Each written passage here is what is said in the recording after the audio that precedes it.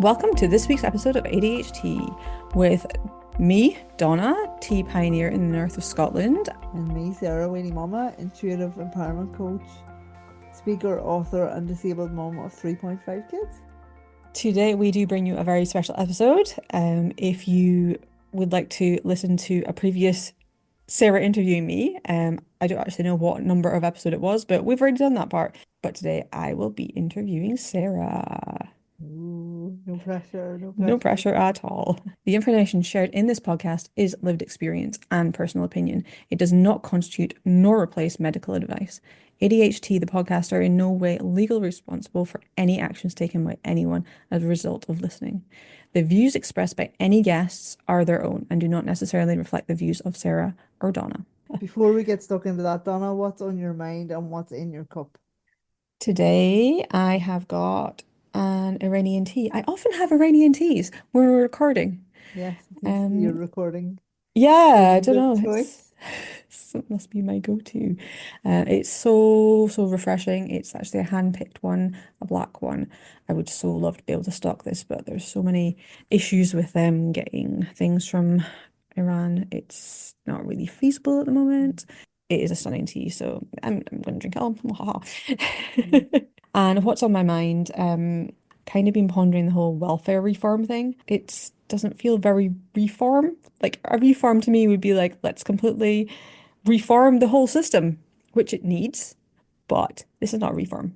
And I Mm. know that you had a few things to say on it as well. Yeah, it's a big topic. It's a big topic. So, Sarah, before we get into your interview, what is in your cup today and what is on your mind? So in my cup, I have beloved Sarah's Clarity. Anyone who's been listening since the start will know that my life has been devoid of hot drinks for quite some time with pregnancy sickness and all of that stuff. But now it's back, and I have fallen back in love with Donna's blend, Siren's Clarity. And not least now because accidentally I have rediscovered its anti-inflammatory properties, which now means that it might be TMI for some people, but here we go. I have a lot of like fluid retention and stuff when I'm pregnant, which culminates in eventually towards the end, which I am thankfully towards the end. Now not being able to comfortably wear my shoes. I've been drinking tea for the last kind of week, I suppose, and I have since discovered that I can comfortably wear my shoes again, thanks to said anti-inflammatory properties. So it is bliss to drink and enjoy the tea and know that it is doing me more good than, yeah, it's just incredible. I'm So so that, happy that you can actually, you're not dreading putting your shoes on anymore. yeah, it was lit, and you know what? It was actually disturbing my rest time because I knew that on the other side of the rest was the horror of trying to get shoes on. So Mm. yeah, it really is. It's been a game changer mentally and physically. It's been a game changer. So thank you, Donna, and thank you, Sarah's Clarity. And in terms of what's on my mind, similar to yourself, I've been asked for a lot of comment on the welfare reforms. And today, what is very much on my mind is the sheer incompetence of some service providers and delivery drivers when it comes to disability awareness and just being a general decent human being. I had a very, very, very frustrating experience with a parcel force delivery driver today, and yeah, I probably need to get it off my chest. Very, very frustrating. I was having work, my ex work arranged to get my laptop collected from me to be returned to them. And they, first of all, the first slot that was booked, they just didn't show up, didn't rock up. Then I thought, okay, it's not really on me to rearrange this, but I kind of just want to draw a line and get it out of my house. So I'll Mm. ring them up and reschedule. So I rang them up yesterday. They rescheduled for today. The guy dutifully turns up but sits in his van, sees me in the office through the window, clearly in a wheelchair, just sits there in his van. I acknowledge him, wave at him, and say, "1 second, I'm coming." managed to lift the laptop and all the bits and pieces and make my way towards the door. My front door is really heavy, so I have like an intercom buzzer thing. Uh-huh. And I press the buzzer thinking he'll hear the buzzer when he's walking towards the door and he'll push the door and do all the things. No, no, he didn't. So nothing happened. I was like, okay. So I went to the window to try and say to him, press the thing. Hmm. He was reversing back down my lane. So he didn't even remove his backside from the seat. He sat there, saw me, and just decided to stay in the van and not move and then leave. There was no card, there was no nothing. Wow. So yeah, I'm like, this is horrendous. Like clearly saw that I was struggling to lift the things and carry them out, and there was no one else in the house. And he just decided, nah, I'm opting out of this one. So just on the subject of disability and welfare reforms and all those kind of things, when I speak about this, I kind of always say the whole thing needs a shake up from start to finish. But when I have experiences like that, I can see why a lot of disabled people get very angry because Mm. he just did not want to engage. He didn't want to help. He didn't want to move. And I'm just Mm-hmm. like, how can you get through your day doing a job and collect a paycheck knowing that you have been mentally checked out the entire day? But anyway, that's my rant Wow. over.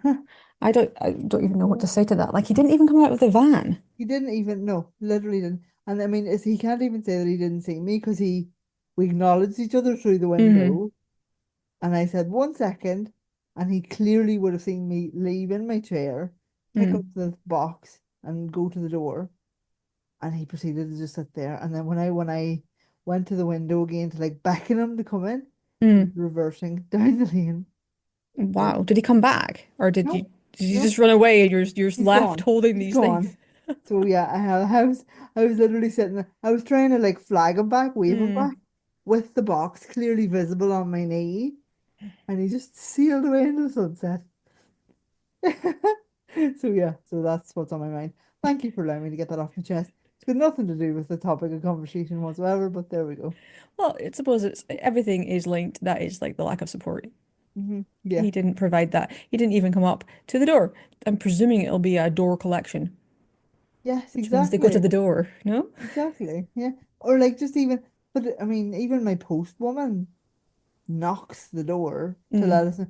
Like even though she does, we've got a letterbox, she doesn't need to, but she Hmm. knocks the door to signal her presence, so we know. Okay, we need to go check the letterbox.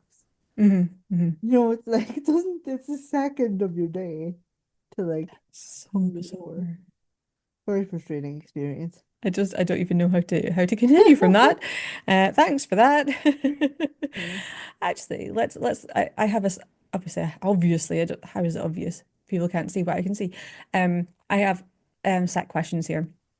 So I'm going to actually jump to the last one there. So if you could have said one thing to him to help make him understand something, what would it be? It's basically like how could you What get him to understand if you were able so to, you know? you mean apart from extract your bum from the van as a Yes, good the start point, right? crowbar. That's slightly obvious, I guess. But Or even for training, you know what I mean? Like even staff training, something that people, so that it helps raise awareness. yeah, like, and funny enough, after that happened, and my husband came home then, and I was irate. I was telling him the whole story, and I was like, I'm fuming, and God love him, his first question was, "What have I done?" Like, I was like, "It's not you, it's not you." But I told him, and he was like, "Oh my goodness." He worked in hospitality for many, many years before we met, and he said that they got, disability awareness training Hmm. and a lot of stuff. And he said like most of it is common sense.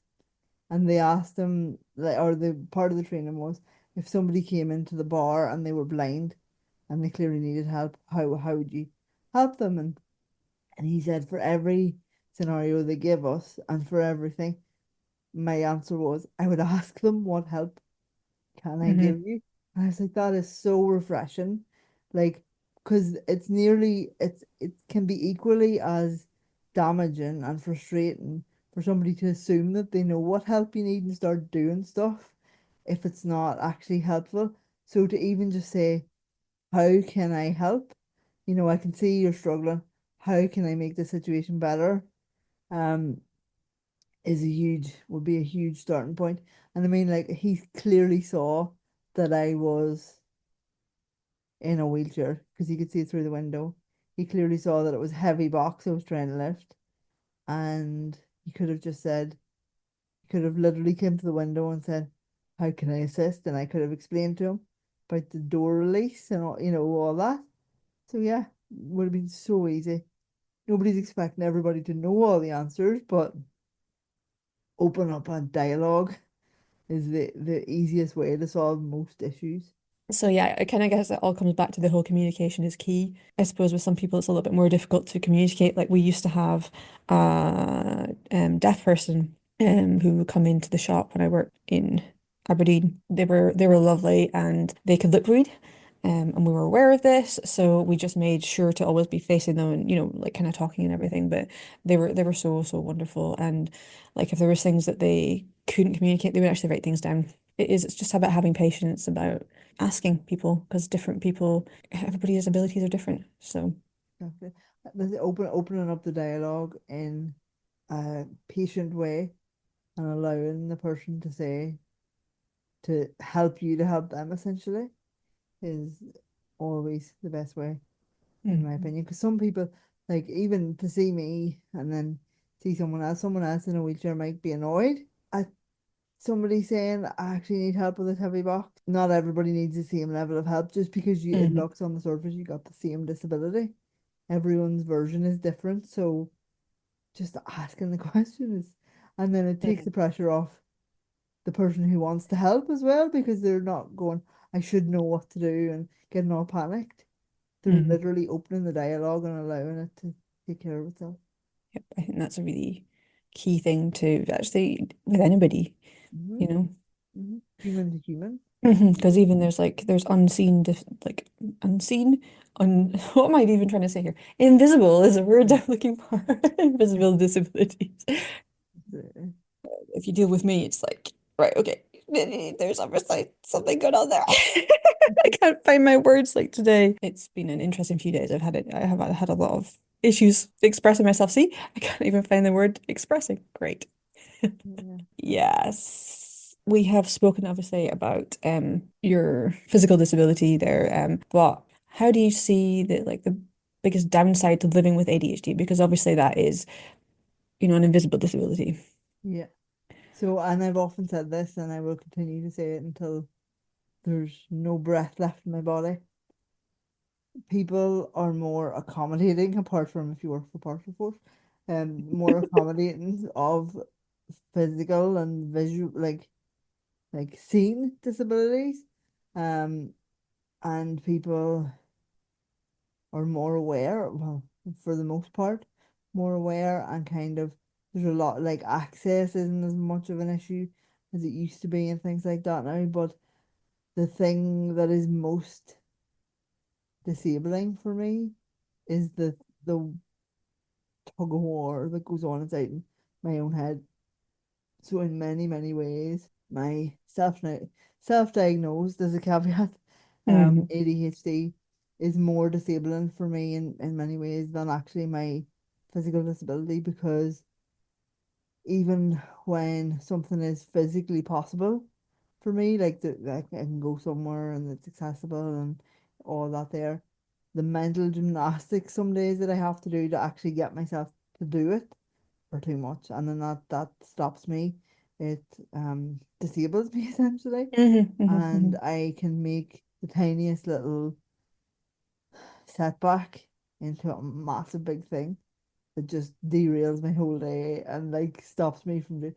And so whereas my physical challenges are pretty constant and stable, they don't tend Hmm. to vary too much, apart Hmm. from my growing bump, but that's temporary. Um, that's pretty level, pretty constant. But my internal world can vary and fluctuate so much minute to minute, not even day by day, minute to minute. I can get up full of the joys of spring, ready to take on the world, and one thing happens and the day's written off. And I'm finding that even more now when I don't have shackles of a corporate world. Was could have gone with routine, but we'll go with Yeah. shackles. Well, yeah, like or structure. Um, because I had to a certain degree push myself and do the things because I had to. When that's been lifted, and it's so funny how quick the transformation happened. Like, oh my God, like yesterday I worked for a few hours in the morning and I was like, I'm exhausted, mentally and physically exhausted. And I end up sitting on under a blanket, under a weighted blanket in the blazing heat, watching a movie, going, I just can't adult today. This is just not happening. And that is more disabling, I guess, than being in a wheelchair in many ways. Yeah, that is really interesting. I also love the fact that you did go with shackles. That was your intuitive word that you went with Yeah. when you were going with Yeah. that. No, because my husband even says that my social media posts have even changed, he reckons. I was like, what you mean they're actually visible? They're there now, you mean? I'm showing up now. Like, no, but apart from that, he's like, it's like you're more free to just say what you want to say. Yeah, Not yeah. that I would ever say anything too like divisive, I don't think, or I didn't really think consciously that I was censoring myself, but maybe I was on some level. And he said you can see a difference in the energy of it all, so it's I interesting. can see that. Yeah, I can see what he's saying actually. Yeah. Yeah. That brings me into the next question. I'm doing this in completely bizarre order, but hey, It's okay. were there any coping mechanisms you developed without realizing that they were ADHD related before you kind of realized before you came to that?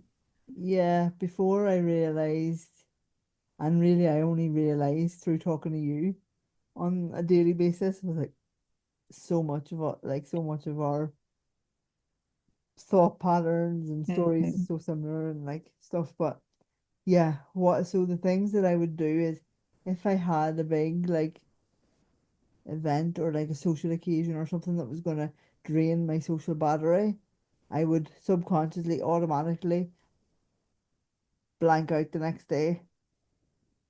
I wouldn't allow anything to come in on me the next day because I'm like, I know I'm going to be depleted. I know I need a day. I could never really fathom why it was because I'm a real people person. I love being around people. I don't necessarily love my own company and stuff like that. But when I really go all in socially, I need that time to replenish the stocks on the other side. And I would deliberately blank out my calendar and say, nobody's coming near me, nobody's doing anything the next day because I need. And I've been doing that probably a couple of decades at least at this point. And I always said that I didn't like structure, so I didn't like anything being too rigid, but now I realize I need a certain amount of structure Hmm. Hmm. in my day and just switching off, like sort of listening. And I always thought of it as for my physical body because my physical body's working so much harder. I need the extra rest time, but now I realize it's not that at all. It's Oh, mental. is it going back to the three times? Was it three times the amount Yeah, of energy thing? Yeah. yeah, yeah. But I always thought that, and that was my justification to myself. But Hmm. now I realize it's not that at all. That's not the thing. The thing is the mental recharge time. Is what I need. So I was doing things I was doing the right things for the wrong reasons, I guess, or justifying it to myself in the wrong way. Hmm. Hmm. But I was coping, yeah. Yeah, yeah, no, that's really interesting because I had I think I knew that having, a lot of peopling time depleted me, but I was in denial. I just pushed myself anyway, and then it was bad. Um, so instead of like blocking at that time, which makes sense, I was just like, it's fine, it'll be fine. I don't need to recharge at all, which was never a good thing. Yeah, that we also come to the question, and I already know the answer to this, but I'm going to ask anyway. So, what led you to pursue an ADHD diagnosis later in life? Yeah, so I don't have a diagnosis, obviously. But we talked about you and I talked a lot about, and I am one for don't conform to labels, don't limit yourself Hmm. by a label, don't. And I still, to a certain degree, believe that. However, you really helped me to realize that it's not just about me. The diagnosis is not just about me, it's about future generations. It's about how can we ever have the support that we need if the scope of the problem is not Mhm. fully known.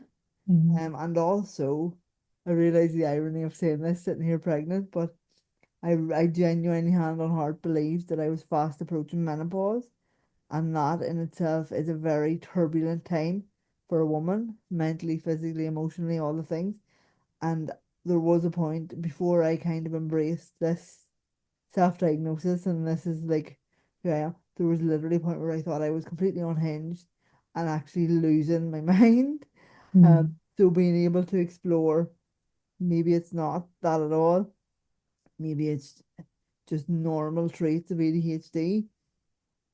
You feel a lot more sane, and you can kind of give yourself a break because it's like Yeah. this is an actual thing, it's a recognized thing, and it's okay to have off days. It's okay to have heightened emotions. It's okay to forget stuff the Mhm. second it comes out of your mouth. Mhm. It's not a me problem. It's not a me going crazy. It's an actual recognized thing, and that's been so liberating. Mhm. Mhm. I'm gonna pull you up on your choice of word there. Okay. Sane. Yeah, okay. What is sane? No. Yeah,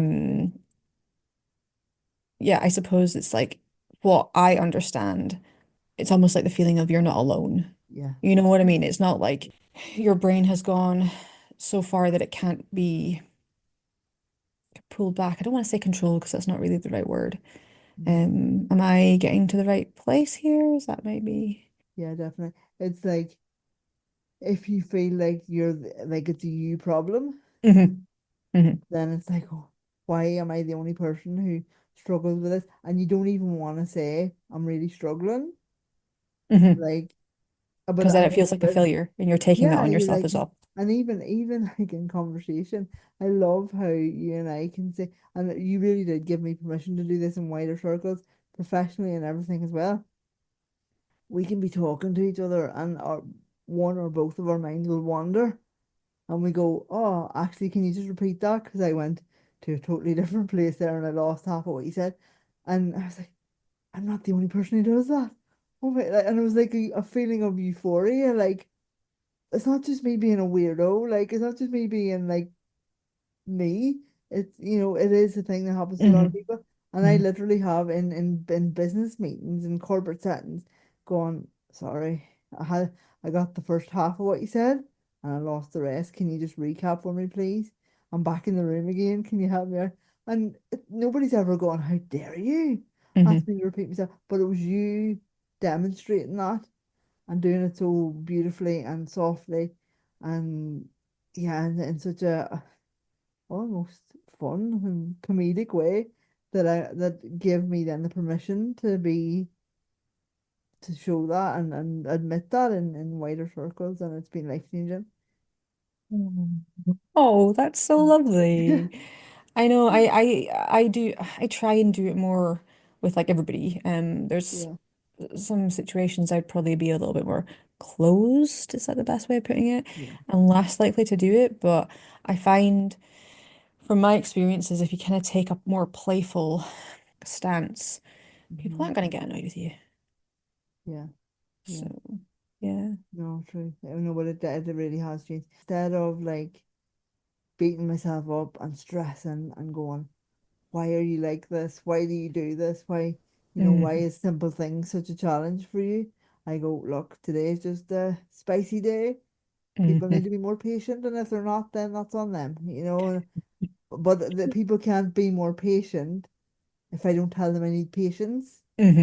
Hmm. So it's Yep. a two-way thing. Yep. So No, yeah, absolutely. Absolutely. you role model that beautifully. So thank you.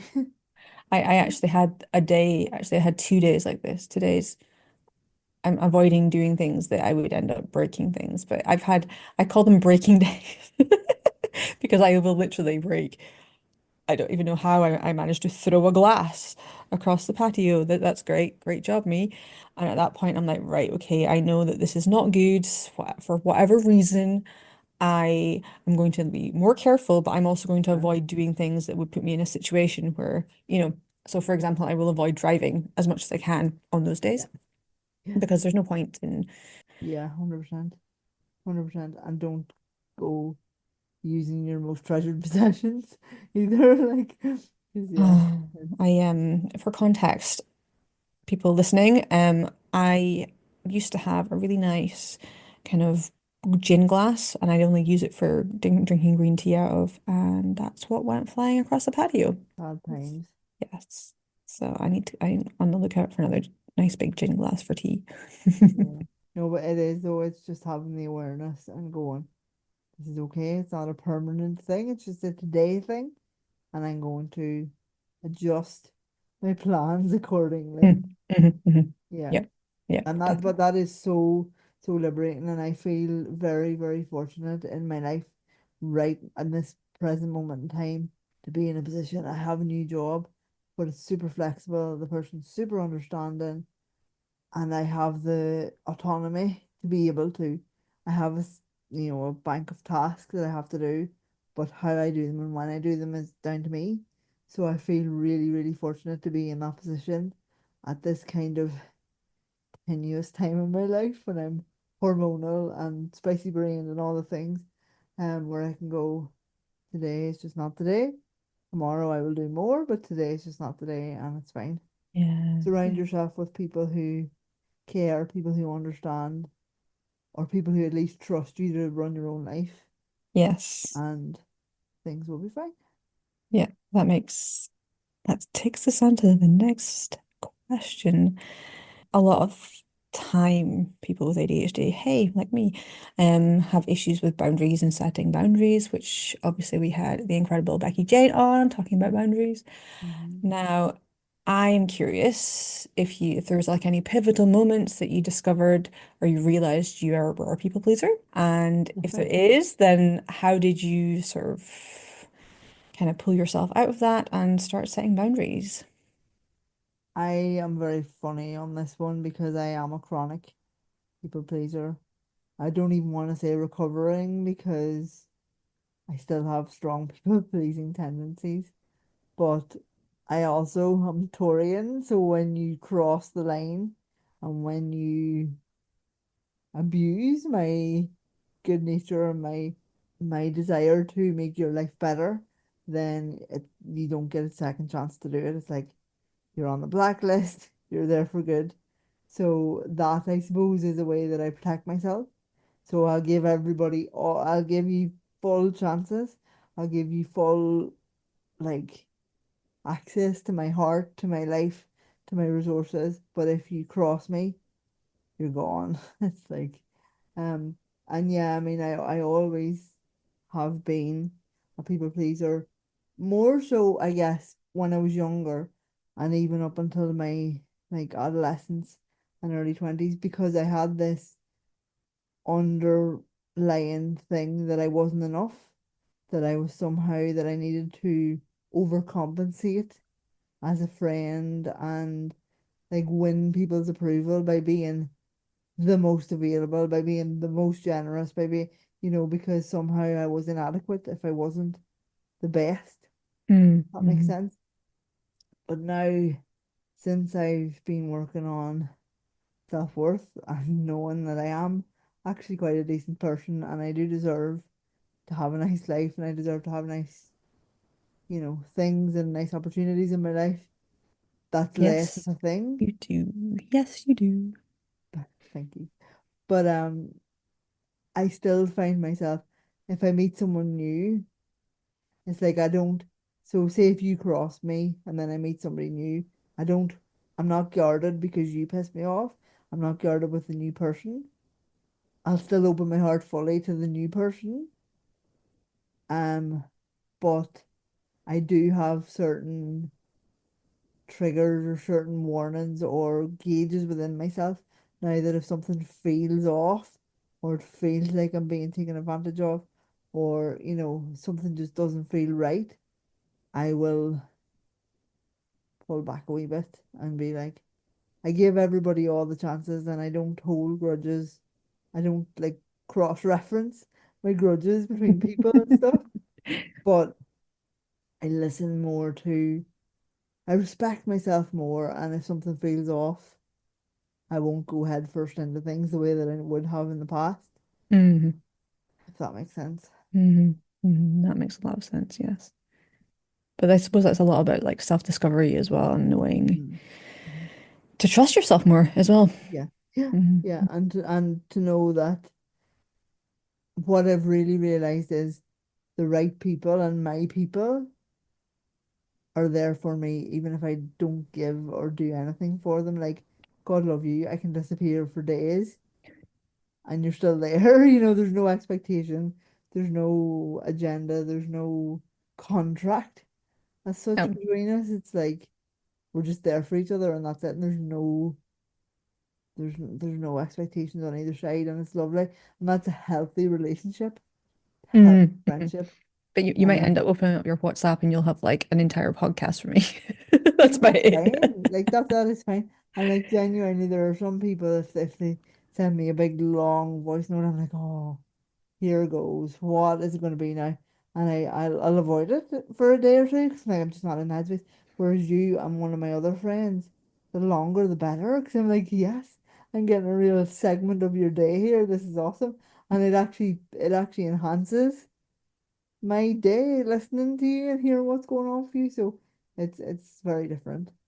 So thank you so much for listening to this week's episode of ADHT, where Donna interviewed me and we had a rant about, well, I had a rant about inconsiderate delivery drivers.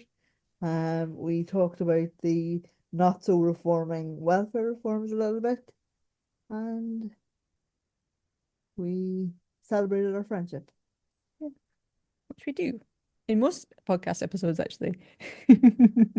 as we should. Thank you so much for listening. You can find us across on threads at ADHD the podcast, Instagram as well, same handle, and you can find me on and I've what's happening? Everything's falling out of my head. You can find me on Unravel Tea on threads and also Instagram. And you can find Sarah on It's Willy Mama TikTok. And if you have any comments or anything, any questions, let us know and we will answer them, or we will do our best to answer them. We will be back in your ears next week. Thank you. Bye.